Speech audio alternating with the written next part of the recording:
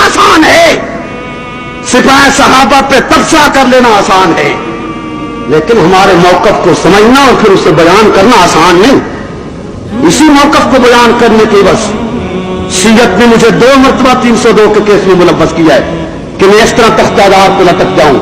لیکن شیعت کو اور دنیا یہودیت کو یقین ہونا چاہیے کہ قبر کی رات متعین ہے، وقت سے پہلے نہیں آ سکتی، اور نہ اس طرح موقف چھوڑا جا سکتا ہے۔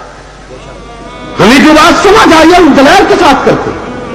ہمارے ساتھ بات کی جائے، ہم قائل نہ کریں تو ہم میں عزم کر چکا ہوں، دنیا مر جاتی ہے اگر میں مر کے صدیق کے گھاٹے لگ جاؤں، اگر میں مر کے سیدہ طیبہ طاہرہ صادقہ مصدقہ مرضیہ ام المومنین امی عائشہ کے دوپٹے کی آبرو کے گھاٹے میں لگ جاؤں تو یہ سودا سستا ہے، مہنگا نہیں۔ اس کا نام ہے دیوبند والے، عالی مقام ہے دیوبند والے کا نام ہے دیوبند والے،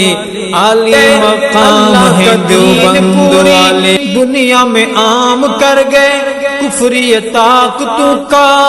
پہیا جو جام کر گئے، کفری طاقتوں کا پہیا جو جام کر گئے، ان کے غلام ہیں دیوبند والے، عالی مقام ہیں دیوبند والے، ان کے غلام ہیں دیوبند والے،